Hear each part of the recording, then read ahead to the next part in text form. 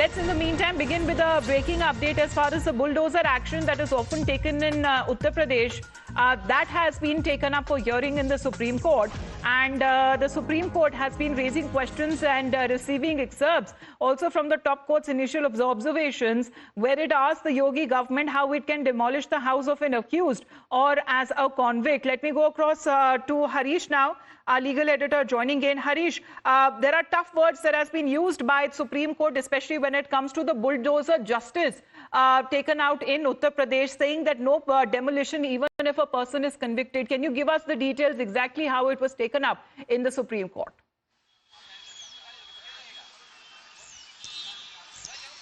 Yes, Amita, in fact, such complaints have come from Jamiat Ulema Hind and other Muslim parties, not only from Uttar Pradesh, but also other BJP-ruled states like Rajasthan and Madhya Pradesh, and also Delhi. Earlier, such petitions were pending from Jahangir Puri also, Muslim families.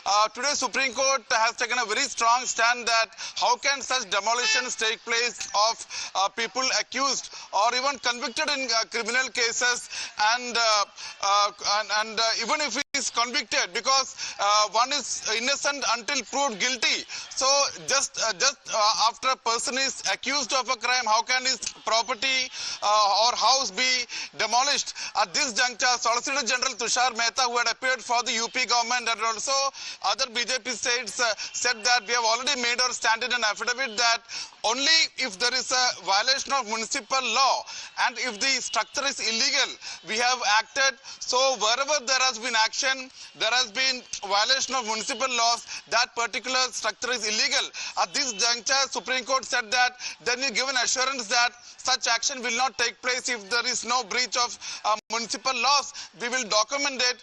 We will lay down strict guidelines as far as this bulldozer justice is concerned. We need pan-India rules. Saying so, the bench of Justices B.R. Gavai and K.V. Vishnathan had said, kept the matter for further hearing on September 17. On the day when the Supreme Court says it will lay down guidelines, Supreme Court prima facie found that the law is followed more in breach. Supreme Court said this after going through several complaints. The petitioners, Jamiat Ulema Hind, and also several Muslim petitioners said that selectively Muslims are being targeted.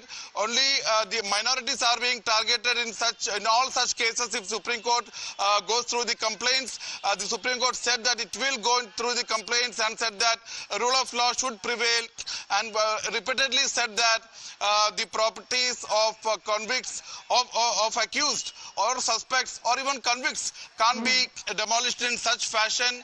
As I said earlier, the rule is that a person is innocent until proved guilty. So the moment absolutely, and the Supreme Court also saying that we are not going to protect unauthorized construction, but there needs to be streamlining that needs to be done.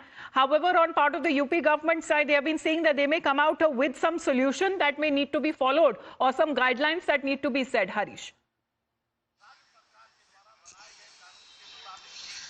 Yes, that's right, Amita. In fact, Supreme Court said that nothing final will be said today. Supreme Court has asked both sides, that is the government side and the other complainant side, petitioner side, to come up with suggestions, and all these suggestions will be taken up on September 17. Supreme Court said that it will lay down pan-India rules as far as such bulldozer justice is concerned, and prima facie said that going through the complaints, the rule is being followed more in breach than rule of law.